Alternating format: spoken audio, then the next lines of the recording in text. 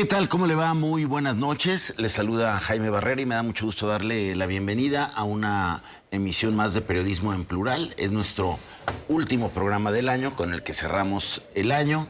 Hoy en la mesa nos acompaña Esperanza Romero. Qué gusta, muy buenas noches. Augusto Me Chacón. siento feliz. ¿Qué tal, Jaime? Buenas noches, Iván, Esperanza, buenas noches a todas, a todos. Iván Arrazola. Hola Jaime, buenas noches, Esperanza, gusto de estar aquí. Gracias por estar con nosotros. Y bueno, tenemos tres temas que esperemos resulten de su completo interés. Uno, se está llevando a cabo la discusión por el paquete económico del próximo año, la propuesta de gasto, la propuesta de ingreso del gobierno estatal. Vamos a platicar de eso, a qué se les está dando importancia, cómo están las negociaciones. También vamos a platicar de estos dos alcaldes que pues la pasaron muy mal la semana pasada. Uno, por tratar de cobrar impuestos de más, de acuerdo a lo que finalmente le cobraron a la tequilera Cuervo allá en el municipio de Tequila, y otro por un escándalo de una supuesta extorsión a su jefe policial, que lo hizo ir ahí a la tesorería del municipio, sacar 170,000 pesos, depositarlo en un cajero, entregar las armas, en fin, un escándalo por el que ya están detenidos 2 policías y está también investigándose a un taxista. Y finalmente vamos a cerrar con el informe por el primer año de José Luis Álvarez Pulido al frente del Supremo Tribunal de Justicia.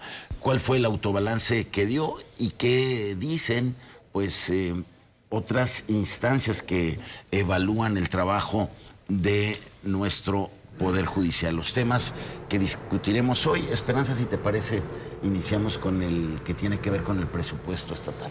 Creo que en la introducción eres muy claro, Jaime, cuando dices un tema que se está discutiendo. La ley marca hoy, 15 de diciembre, plazo perentorio para la aprobación. Sin embargo, en los tiempos legislativos también pueden poner una pausa y hacer como que el tiempo cronológico no corre y regresan a un acuerdo. Ojalá que se dé el acuerdo, ojalá que se apruebe. ¿Por qué comienzo con un ojalá que se apruebe la propuesta de presupuesto con los reajustes que en este momento se discuten, que es ahí donde viene el pero? Porque en caso de que no sea así, se estará ejerciendo el mismo presupuesto de 2025, lo que representa para el gobernador un problema en tanto que es frenar en algunas áreas donde tiene previsto un incremento.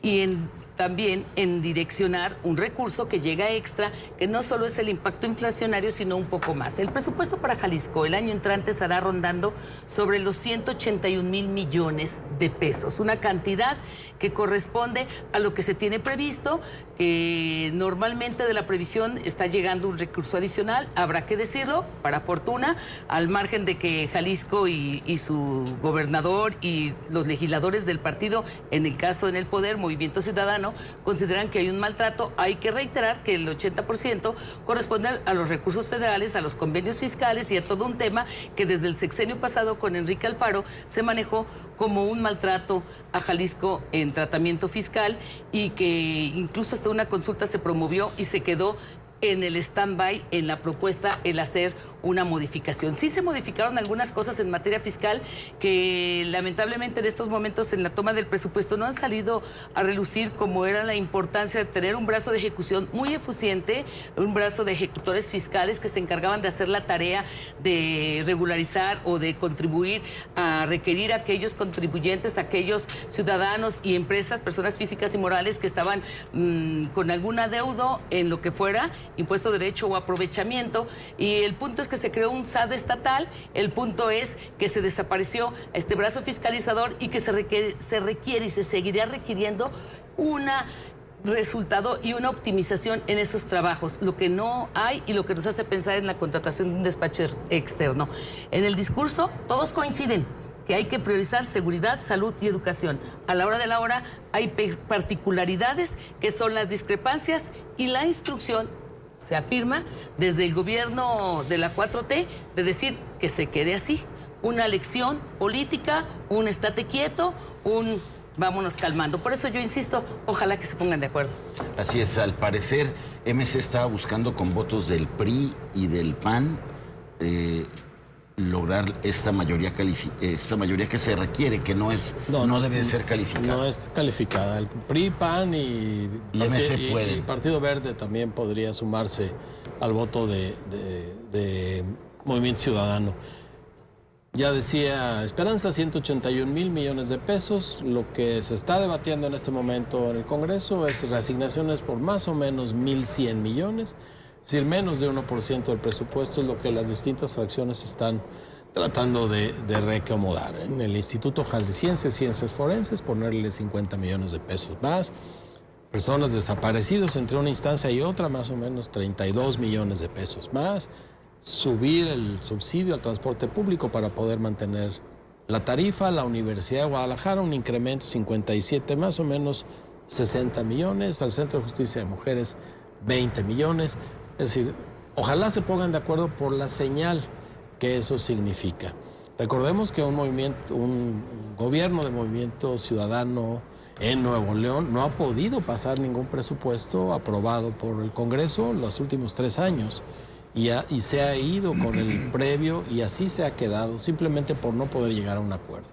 No parecen cantidades mayores. No parece tampoco que sea irracional lo que están pidiendo los distintos partidos, que se reasigne para asuntos de salud también. Y ojalá por la señal democrática que esto da. Lo que parece que no tendrá cambios es la ley de ingresos, es decir, los impuestos que ya propuso el gobernador, los ajustes para el dinero que va a cobrar, eso ya está subsanado, solo son estas partidas. Recordemos que en cualquier negociación del Congreso no es exactamente lo que se vota, lo que está en juego, sino lo que hay alrededor de una de las votaciones. El presupuesto es muy importante, es muy visible, pero hay nombramientos también en camino. Sabemos que hay un bloque que ha puesto también la reforma al Poder Judicial como moneda de cambio.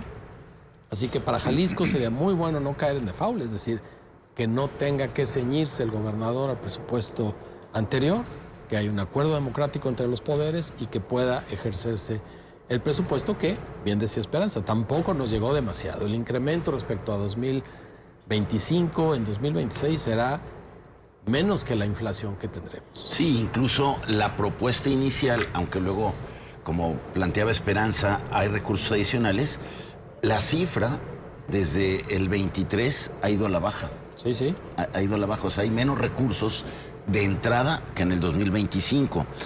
Y un poco el reclamo de Morena es, a ver, se están subestimando los ingresos para tener un margen mayor de discrecionalidad en el ejercicio del gasto por esta cifra que es 0.7 o 0.70% menor que la del 2020, que la de este año.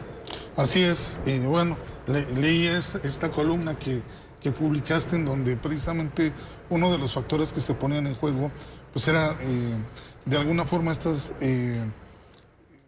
lo que señala la oposición de que bueno, aprobar este presupuesto que está planteando el Ejecutivo pues plantea este escenario de una cantidad que se podría manejar de forma discrecional, que por ejemplo también el PAN lo que ha dicho pues es de que las bolsas son demasiado generales, no se están etiquetando tantos recursos. Exacto. Y ahí también presentan pues cierta reticencia, ¿no?, a aprobarlo tal cual está.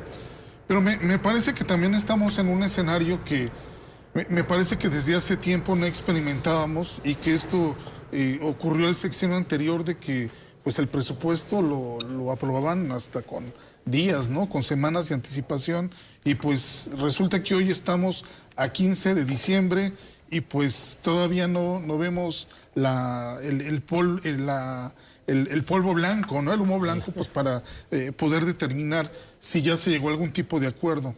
Me parece que en este escenario, y lo comentábamos hace un instante, hay un entorno demasiado complejo en lo que es la negociación, ¿no? Por un lado, vemos esta posición de Morena, que pues en mucho tiene que ver con que a nivel federal la oposición no quiso aprobar el presupuesto y de alguna forma pues eso quizás podría influir en que hubiera como un cierto tipo de venganza, pero por otro lado tenemos que Movimiento Ciudadano apoyó la selección de Ernestina Godoy como fiscal general de la República, ¿no? Entonces, ese apoyo, ¿a cambio de qué se dio? Pues en realidad todavía no lo sabemos. Y hay otras críticas que también salen sobre el tema del presupuesto, como por ejemplo lo que dice la oposición, que está destinando demasiado dinero al tema del Mundial y se están descuidando otros aspectos de naturaleza más social, ¿no? Me parece que algo que tendríamos que esperar es que de alguna forma este presupuesto pues pudiera satisfacer los intereses de todos los partidos políticos, pero un punto que me parece primordial es que verdaderamente se puedan atender las necesidades del Estado. No sé si, por ejemplo, en materia de seguridad se requieren de más policías, en materia, por ejemplo, de desapariciones, destinar más recursos a esta nueva área destinada a este factor. Pues bueno, tendríamos que esperar que efectivamente esto se diera, pero me parece que también estamos viendo aquí mucho de cálculo político, ¿no? Y lo vimos, por ejemplo, en toda esta discusión sobre la ley de ingresos, en donde pues la oposición critica al gobierno, donde dice, bueno, es que no están destinando los suficientes recursos, y pues lo que de alguna forma le dice el secretario García Sotelo, pues si quieren, pues creamos más impuestos, ¿no? Pero esto evidentemente va a tener un costo político para todos, ¿no? Entonces, a ver quién se avienta a proponerlo, pues porque algo que me parece que es claro en toda esta discusión es que los recursos, pues en realidad son muy limitados, ¿no? Y si es una realidad, me parece que pues la Federación, no sé si está castigando, pero que los recursos están limitados para los estados, eso es una realidad, Jaime. Esta tensión presupuestal, pues no la habíamos tenido en los últimos 6 años, donde por tener la mayoría MC y los votos necesarios para aprobarlo, pues prácticamente pasaba desapercibida la discusión. Creo que ahora esta necesidad de negociar, de reacomodar algunas partidas, pues nos hace estar más pendientes de lo que se está priorizando en el gasto estatal. Y que también se agudice la crítica a algunos aspectos que a lo largo de los meses han venido señalando desde la oposición. Y crítica, por ejemplo, a política fiscal del actual gobierno. En la propuesta para los ingresos de 2026 y que quedó palomeada y que ahora están en el jaloneo con las reasignaciones es Mi Bici. Aumenta más del promedio. Están pidiéndole o le van a pedir mucho más al ciudadano que goce de este servicio. Pero por el otro lado, en la evaluación, pues hay que impulsar la movilidad y resulta que es un muy buen modelo de movilidad en la ciudad. Y entonces, cuando la cobija la jalas, le quitas allí, le pones acá, ¿dónde queda el definir, el normar el criterio que va a ir por encima de ese o por encima del otro?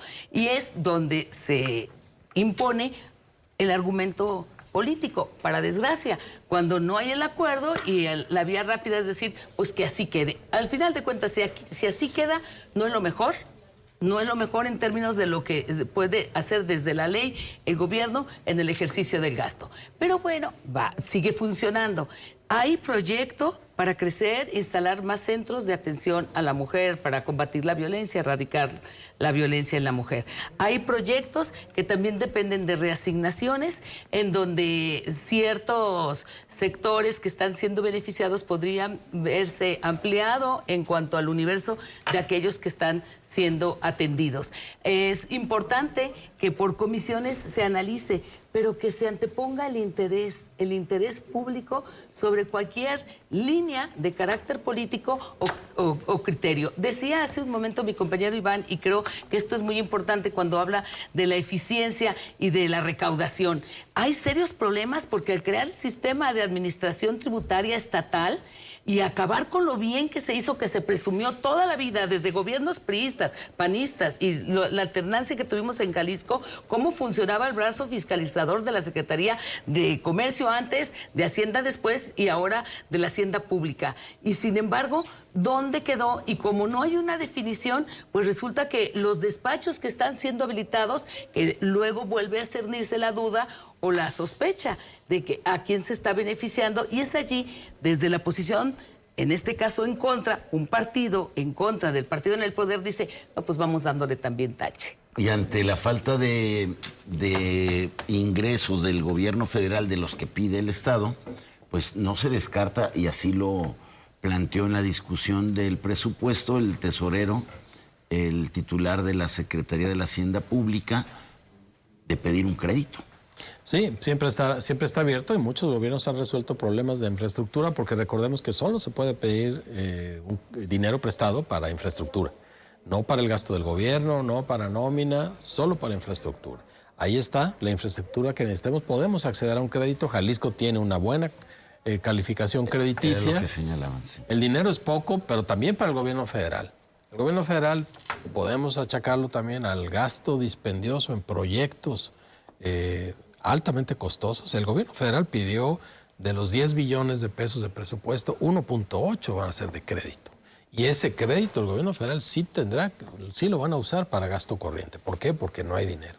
México tiene un serio problema de finanzas públicas porque no recaudamos bien, no recaudamos suficiente y los estados tienen muy poca margen de maniobra para impuestos nuevos. Tienen el 2% sobre la nómina, que es ahora es el 3% sobre la nómina, y una parte de eso se queda en un fideicomiso para la infraestructura educativa, y no hay mucho más derechos, licencias, y no hay mucho más de donde el gobierno del estado pueda echar mano. Crear nuevos impuestos sería muy costoso y tendremos que preguntar por qué. A final de cuentas, el gobierno de la República se escuda en que para las participaciones se ciñe a la regla escrita a finales de los 70. Por ley te toca eso y ahí está. Se nos olvidó que durante la bonanza petrolera los gobernadores disponían de excedentes que era un contento. Y entonces no había problema con el pacto fiscal porque llegaba vía los excedentes petroleros ese dinero que se instituyó desde Vicente Fox. Cuando se acaba la bonanza petrolera y no hay esos excedentes, el gobierno de la República dice, pues te doy lo que dice este acuerdo federal, que es el que trató, o al menos en discurso Enrique Alfaro, de modificar, pero se vuelve muy, muy complejo porque no todos los estados de la República producen en la misma proporción. Los que producen mucho le tienen que aportar, porque somos una federación, a los que producen menos.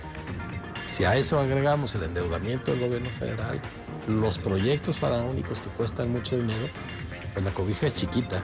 Y si le jalas a una, le jalas a la otra. Para aumentar el subsidio al transporte público, la propuesta es quitarle a las fotoinfracciones, pero le van a quitar 470 millones de pesos para pasarlo al subsidio al transporte, que me parece mucho más productivo socialmente que las fotoinfracciones. Así es. Pues vamos a ver en qué termina esta discusión ahí en el Congreso del Estado. Seguramente será uno de los temas cuando volvamos al arranque del año a ver cómo quedó y cómo se definieron las prioridades a partir de la asignación de recursos de los distintos programas del gobierno estatal. Tenemos que ir a nuestra primera pausa, es breve, quédese con nosotros. Regresamos para hablar de lo que pasó con los alcaldes de Tequila y Techaluta de Montenegro.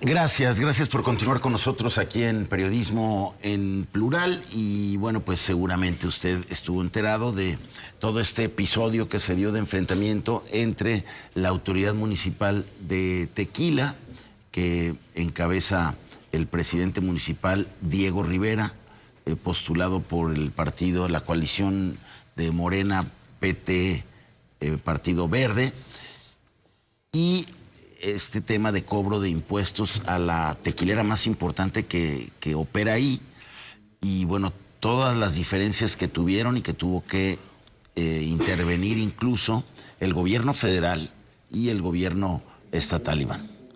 Sí, bueno, todo un caso, ¿no? Y no es de ahora, Jaime. En realidad, pues, Tequila, desde el municipio de Tequila y su presidente municipal, ya trae como mucha historia detrás. Recordarás, pues, esta agresión que se da contra un camarógrafo precisamente de Nemás, y pues también a un periodista, ¿no? Que no se le permitió hacer su trabajo de manera adecuada, y a esto, pues, y producto de este escándalo de las modificaciones que se hicieron en el museo, ¿no? Del tequila, En fin, hay toda una historia detrás y una historia que, pues lo comentábamos hace un instante, pues pareciera de película, ¿no? O sea, pareciera que esto que vemos con el tema de la tequilera, pues surge de la ciencia ficción, pero pues lo estamos viendo en la realidad.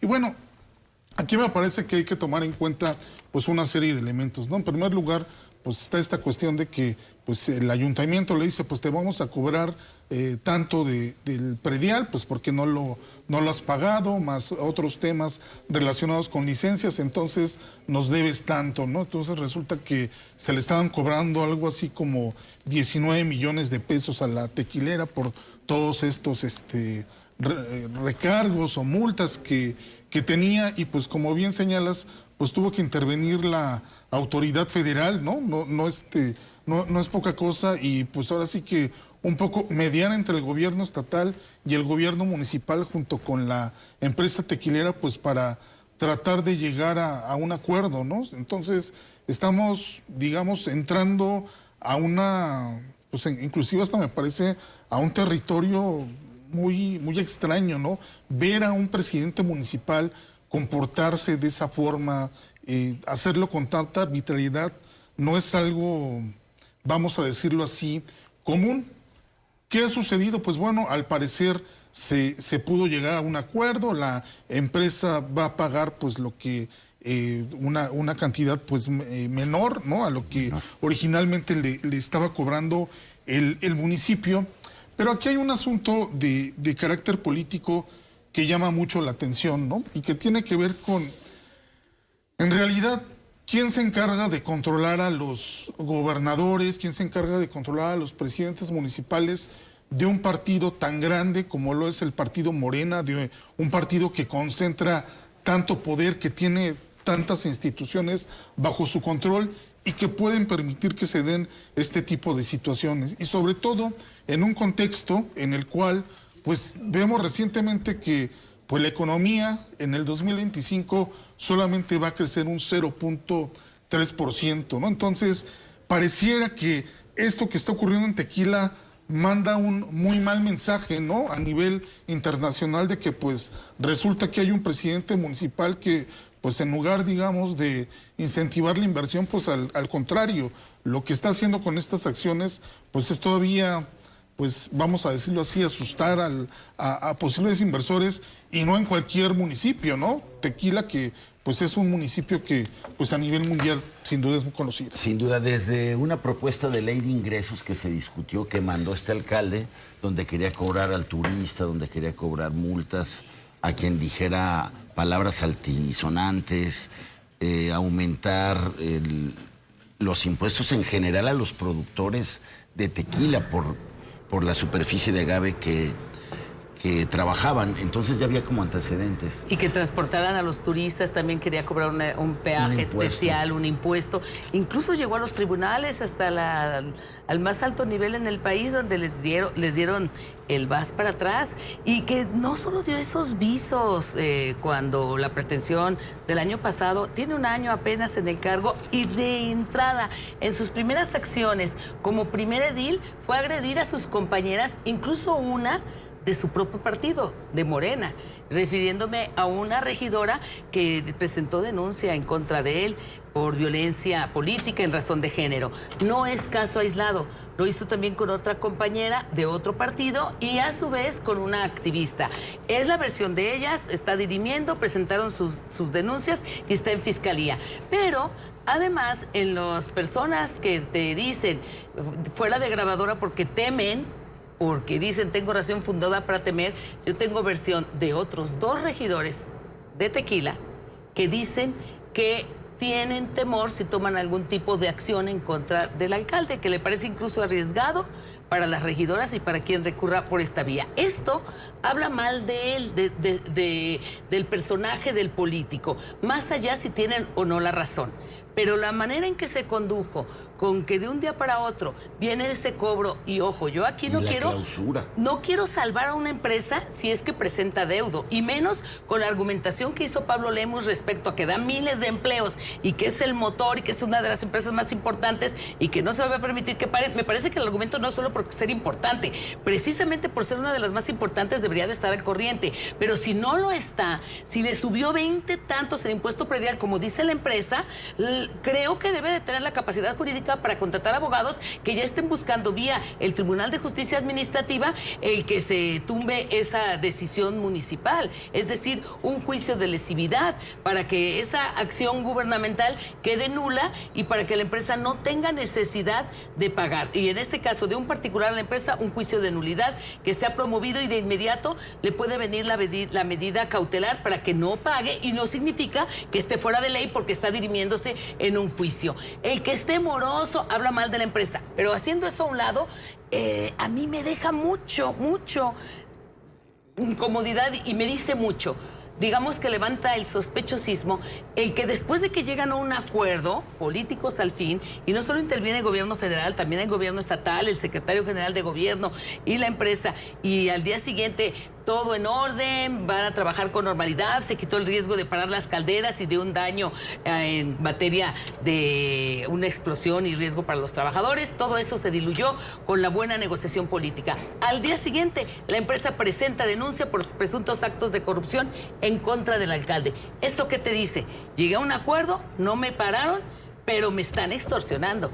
Esto a mí me parece que es, y con ello termino, lo más burdo y lo que empata con lo que está pasando en Techaluta, en las situaciones de no creerse. Exactamente.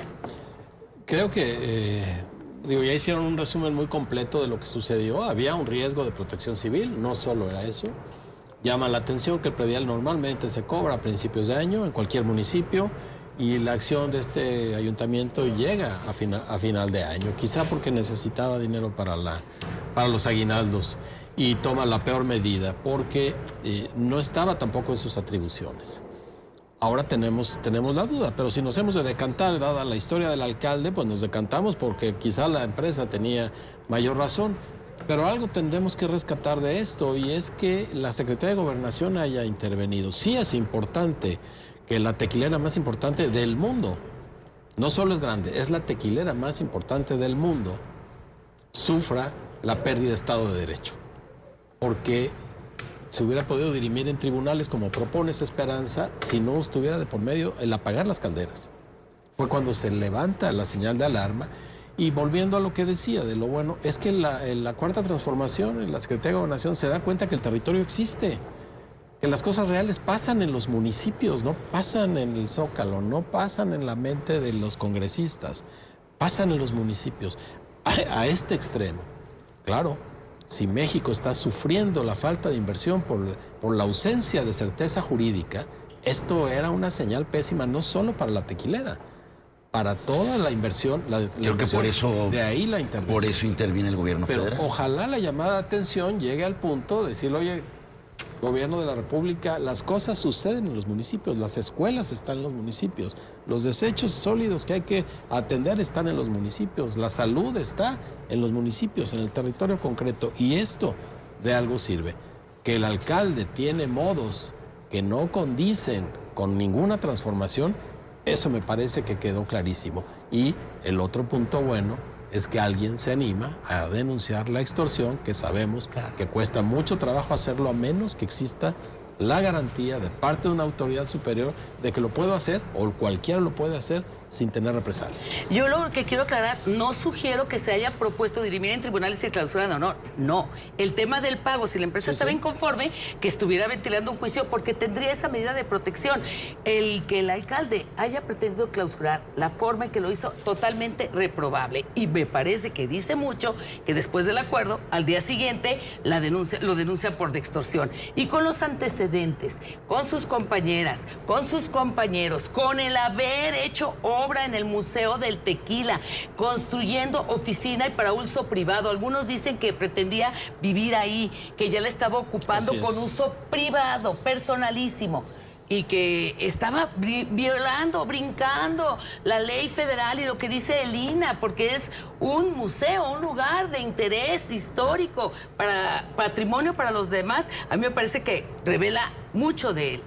Así es, y ese hecho lo investigó el INAH, mandó ahí a supervisores para que vieran el daño que se había hecho al museo. O sea, se documentó ese abuso, como también se está investigando esta historia increíble del jefe de la policía de Techaluta, ¿no? Así es, un hecho que, bueno, si no habíamos terminado de sorprendernos, pues nos enteramos de esta pues, noticia de manera increíble de cómo, pues, supuestamente nos enteramos de un caso de extorsión, ¿no? A este personaje pues le piden 170,000 pesos, los cuales se los entrega un taxista junto con las armas. Junto con las 9 armas, y pues la historia da un giro, ¿no? Entonces ahora pues a quien se está investigando pues es a la propia policía, a este funcionario, pues por la forma en la que actuaron. De alguna forma todo pareciera ser muy raro en este país, ¿no? Por un lado vemos a un presidente municipal como el de Tequila que puede actuar con ese nivel de arbitrariedad y seguir en el puesto tan tranquilo y tan campante como ahora lo hace, y nos enteramos de otro caso de un municipio que no necesariamente es de los más grandes, de los más importantes, pero que vemos como hasta, podríamos decirlo así, sumas no tan grandes de dinero se pueden disputar, se pueden sustraer de las arcas públicas, y pues hacerlo con, vamos a decirlo así, una serie de relatos que no cuadran, ¿no? con la realidad, pero pues ese es el nivel de debilidad que tenemos en los municipios. Y sin que le cueste al alcalde mayores repercusiones, ¿eh? No. Pues el alcalde ahí está, es un alcalde muy joven, también creo que postulado por Morena y sus aliados. Simplemente salió a decir, pues yo no voy a encubrir a nadie, pero seguramente en otros lados al propio alcalde le hayan cobrado esa responsabilidad de lo que sucedió con su jefe policial, ¿no? Por supuesto, a final de cuentas ahí termina o empieza, según lo vea uno, la cadena de mando. Él tendría que tener una responsabilidad, pero insisto, ¿cómo vemos a los municipios? ¿Cómo atendemos la vida de los municipios? Sí, la cantidad no es mayúscula, quizá para Techaluta 170,000 pesos sean significativos. Pero más allá de eso es a quién recurre un alcalde frente a esto. A la Secretaría General de Gobierno, a la Secretaría de Gobernación. Los dejamos solos frente al crimen organizado, como solos a final de cuentas están y estamos las ciudadanas y los ciudadanos. Esto nos revela lo que sucede. ¿Qué tanto hay en Guerrero igual, en municipios de Guerrero? ¿Qué tanto hay en Chiapas, en tantos municipios? Y solo volteamos cuando un escándalo sucede así. Hablando de dinero, no hay suficiente para atender administrativamente a los municipios. De ahí está la propuesta de ayudarles a cobrar sus impuestos, porque también para recaudar el predial, que es su fuente de ingreso más importante, no son buenos, no son capaces de cobrar adecuadamente, quizá porque tampoco son buenos para con eso que cobran prestar los servicios a los que están obligados. Así que necesitamos poner la vista en los municipios. Desde ahí podemos empezar a remediar muchos de los problemas que tiene el país. Pasa por dinero, pasa por entendimiento de cada una de las regiones, ya no digamos los municipios, al menos las 12 regiones del estado, y creo que eso no se está haciendo. Es una debilidad institucional la que exhibe este caso también. Escucho te escucho y me dan ganas de llorar. Cuando Perdón. No, es que en verdad, ¿cuántos municipios están así? ¿Cuántos municipios? Pero yo, perdón, también en este tema, Augusto y Jaime, yo en este tema no me la creo. Me parece muy burdo. Yo sí creo, o sea, desde que el se primer trata minuto. de hace como pato, hace cuacuá y camina como pato. O sea, a mí, bueno, le digo a la audiencia, a los profesores que tienen alumnos, grupos numerosos, de primaria, de sexto de primaria, pregúntenles si llegan y les dicen, me vas a entregar esto y esto, sin ser policías, si hacen caso, valores en una casa. Lo que se usaba mucho cuando yo era una infante, vengo de parte de tu mamá, que mandes la televisión o que... Era lo más común, el tipo de extorsión de aquel entonces. Claro. Y que a un policía le digan que entregue las armas y que tiene un adeudo con Catastro y que urge que lleve tal cantidad y que abra la caja fuerte. Y si no tiene ni facultades, y saben que la ley para todos marca un límite. La ley, el funcionario, el servidor público solo debe constreñirse a lo que marca la ley. Punto. ¿Pero lo sabe? Algo inusual, como que saca este dinero, tráeme 170,000, tu alcalde tiene una deuda y tráenos estas armas y rompe los sellos de la caja y sí, ni sí, siquiera preguntar, avisarle claro. al superior. A mí sí me parece que esto está, y el alcalde queda mal parado porque al guardar silencio defiende lo indefendible. Pues vamos a ver en qué termina el caso. Hay ya 2 policías detenidos. El taxista que se llevó las armas y que abandonó a medio camino también está siendo investigado. Y vamos a ver también si se llama o no a comparecer al alcalde para que él también dé su versión de este hecho, del cual desde luego vamos a seguir pendientes. Es momento de hacer una nueva pausa. Es breve, quédese con nosotros. Regresamos aquí en Periodismo en Plural.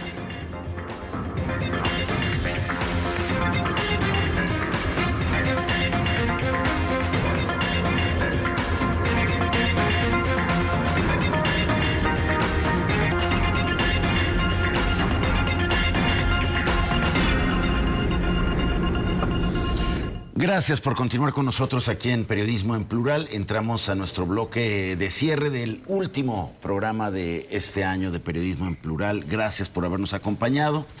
Y bueno, vamos a cerrar con el tema del primer informe del presidente del Supremo Tribunal de Justicia de Jalisco, José Luis Álvarez Pulido. Dio su informe la semana pasada ahí ante sus compañeros y compañeras magistradas, pero también pues muchos invitados, entre ellos el gobernador que lo acompañó ahí en el presidium. Y pues como suele suceder, Augusto, un autobalance pues más que positivo. Sí, todo va muy bien en el Poder Judicial de Jalisco, que normalmente sale muy mal evaluado por quien lo plantee. Y muchas cosas que... Por los justiciables, como que los justiciables oyen y dicen, ah, caray. Pues, y muchas cosas también las planteó a futuro, es decir, lo que se va a hacer. Mucho se fue por ahí. Habría que revisar cómo está la justicia en el Estado para poder hacer un contraste respecto a lo que nos dice, pero tampoco es extraño. Digo, José Luis Álvarez no es el primero que presenta un informe de esta naturaleza.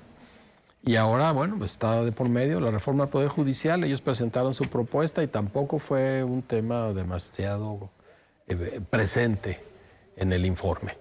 Creo que el Poder Judicial del Estado amerita una muy buena reforma. Creo que tendría que intentarse, aún sin hacer las reformas constitucionales a las que nos obliga la reforma federal, en términos de rapidez, en términos de transparencia, en términos de las asignaciones de los casos a las distintas salas, a las distintas magistraturas, en términos de lo que está pasando en los juzgados. Creo que eso lo podríamos emprender sin necesidad de poner en pausa todo mientras sucede la reforma.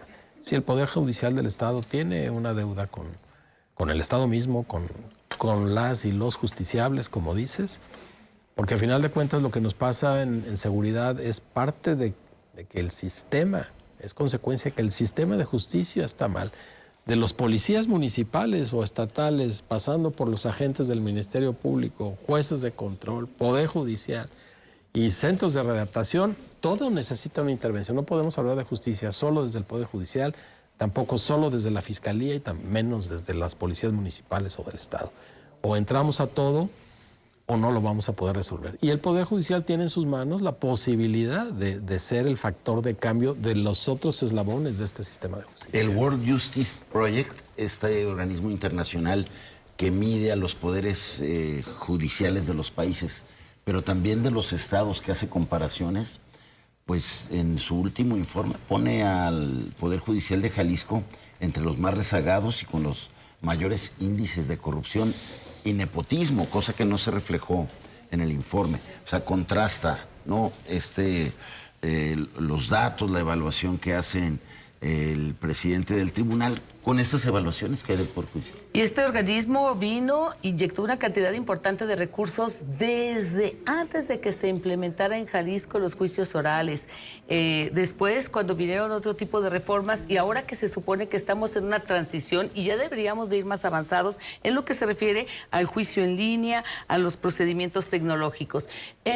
Si acaso, lo único de autocrítica, si lo vemos como tal, que quedó carente en el informe de Álvarez Pulido el pasado martes, fue cuando reconoce que solamente el 3% de los juicios se están llevando en línea.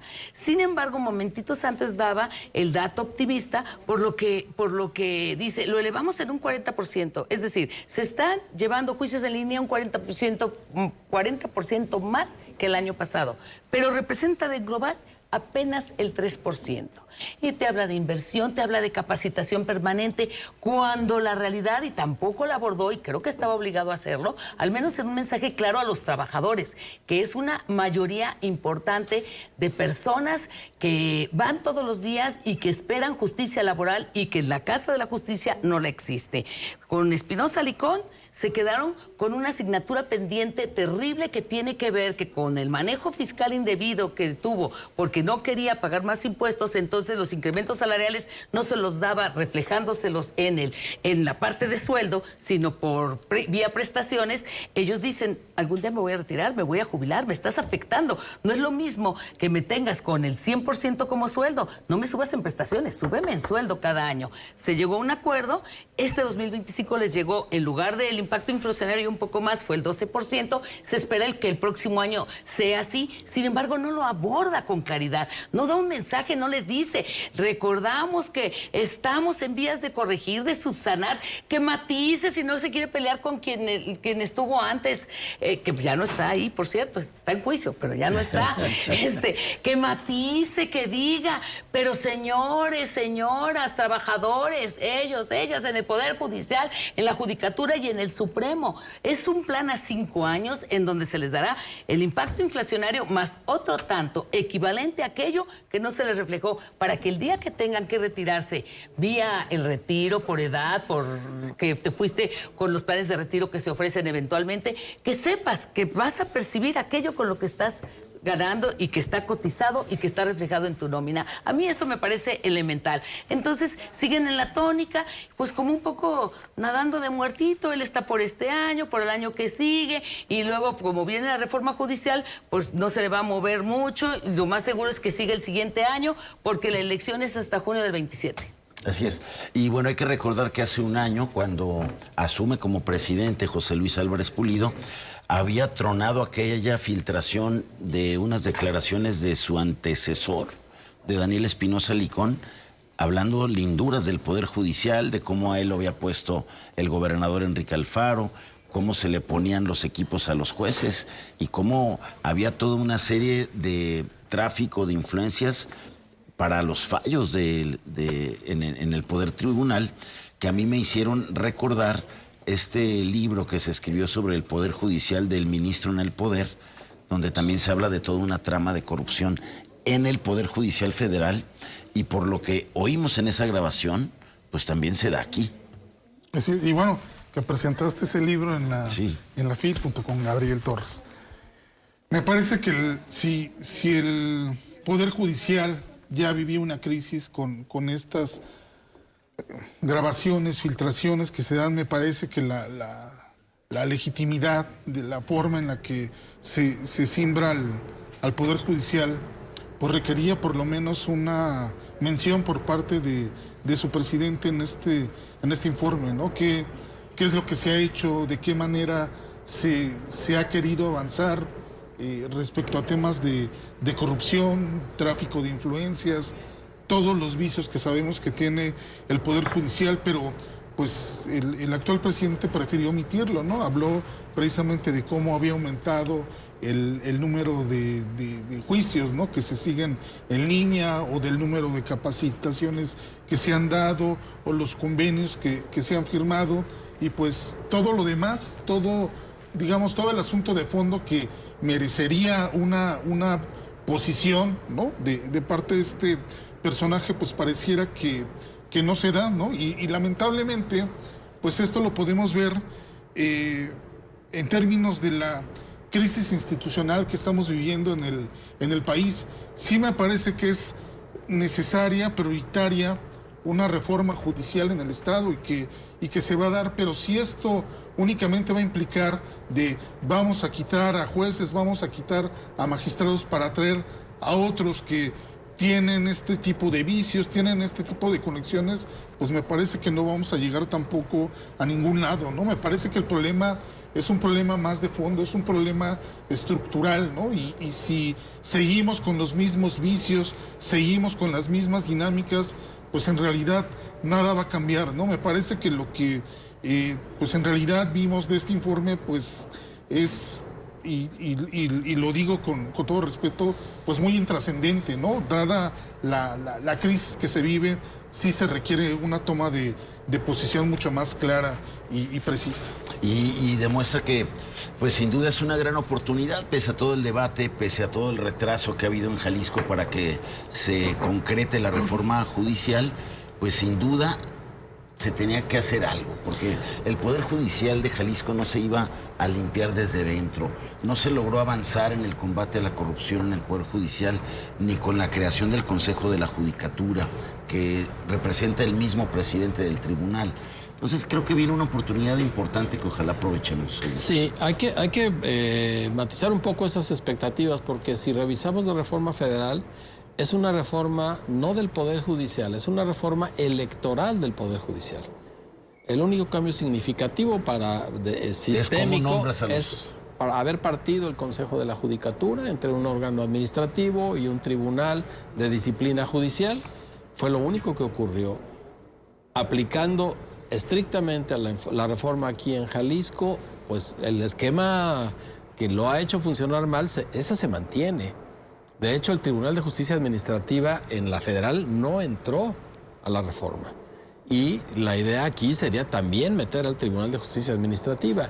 Pero son cosas de sistema que, como dice Iván, tendríamos que entrar y podríamos entrar de una vez, que tiene que ver con la transparencia en la asignación de casos, tiene que ver con acabar con el rezago. ¿Cuántas carpetas, cuántos casos tiene cada uno de los magistrados, cada uno de los jueces? Y simplemente no avanzamos porque estamos negados todavía a la tecnología y no le vemos salida. La reforma al Poder Judicial es solo, en muy buena medida, yo diría 90% de índole electoral. En lugar de que se elijan las juezas y jueces y los magistrados de una forma, ahora se van a elegir de otra. Pero lo profundo del Poder Judicial, que me parece queda intocado. No hay reformas que tengan que ver con de qué manera se vuelve más transparente. Simplemente recordemos, y lo dijo Andrés Manuel López Obrador, el momento en que el pueblo elija, aquello quedará resuelto. Sabemos que no es así. Porque si fuera el caso, tendríamos el mejor Congreso de la Unión, tendríamos los mejores congresos locales. No basta el voto popular para que algo mejore. Y no hay una propuesta de cambio sistémico en la manera de el sistema de justicia, particularmente en el Poder Judicial del Estado, y ni hablar todavía de que juegue de contrapeso del judicial y del legislativo y el ejecutivo. Nos queda mucho para eso, pero insisto, si el Poder Judicial de Jalisco se quisiera reformar, podría hacerlo desde ya, porque el esquema que imponga ahorita de transparencia, de combate a la corrupción, podría permanecer aún con la reforma del Poder Judicial. Y durante años se ha hablado de nepotismo, ¿no? Jalisco es modelo de nepotismo. Y bueno, pues la discusión es si hay esta insaculación para elegir o no a los jueces, a los juzgadores en Jalisco. Si hay o no la tómbola, ¿no? Esa es como la negociación ahí que está atorada. Los diputados que el tema ya está superado, que la discusión ya no es el punto de la tómbola. El tema es que no están de acuerdo con las propuestas recibidas, incluso avaladas por las universidades privadas. Aquí está el ITESO, está la Universidad Panamericana, está... Que son los que firman el desplegado. Y firman un desplegado donde piden que la UNIVA... La barra de abogados, el Ilustre y Nacional Colegio de Abogados, incluido Jalisco Como Vamos. Y están incluidos organismos de la sociedad civil con expertos en derecho como las barras y los colegios, y que están diciendo, lo mejor es que se se lleve a la discusión a vuelta de año y que se nutra. Y si la reforma que se presentó por parte de ellos como órganos que nutrieron, que integraron propuestas y que no están contemplando la tómbola. Yo he preguntado a los diputados de oposición y por supuesto de MC, y parece que el entrampamiento no está allí. Dicen que no, que la tómbola no es motivo de discusión, que si están de acuerdo en el discurso en que se pongan mayores requisitos, mayor rigor de lo que tuvo la reforma federal en cuanto a la meritocracia, en cuanto a los años de experiencia y currículum, a mí me parece que eso es un gran avance importante, que lleguen mejor calificados. Sí, eso está en el centro de las 7 reformas, de 7 iniciativas que se presentaron, que se convirtieron en un dictamen. En buena parte este buen prestigio y buenos conocimientos, experiencia, quedan más o menos subsanados. Habría que hacer un acento ahí, por eso se pide que se vuelva a debatir, que se enriquezca más. Pero hablas de esta iniciativa. Sí, que está es que nutrida. ya se convirtió en un dictamen. Sí. Recordemos que ya pasó primera lectura, que las 7 iniciativas que se presentaron se sumaron en un dictamen. Están en uno solo. Y hay muchas coincidencias, pero hay cosas que no.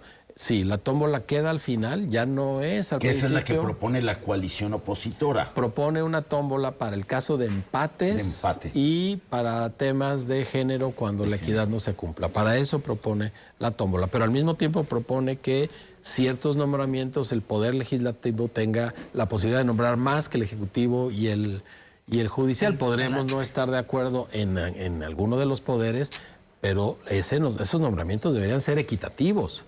No tendría por qué nombrar más el legislativo que el ejecutivo o que el judicial, que sería uno de los puntos de entrampamiento, meter al Tribunal de Justicia Administrativa de una vez al mismo esquema de elección. La reforma federal no lo prohíbe, no lo hicieron a la escala federal, pero ¿por qué no lo intentamos aquí? Es decir, hay detalles todavía por ajustar. Sí, lo de la tómbola ya no parece el tema central porque ya no está como se hizo a escala federal, pero creo que, y coincido con lo que propusieron estas instituciones, esperemos a que discutan todo esto que tienen entre manos y no metamos esta reforma, que es una reforma portadora de futuro para Jalisco, que tiene que ver con la inversión, con la calidad de vida, con la justicia, en otro momento y que se discuta mucho más ampliamente.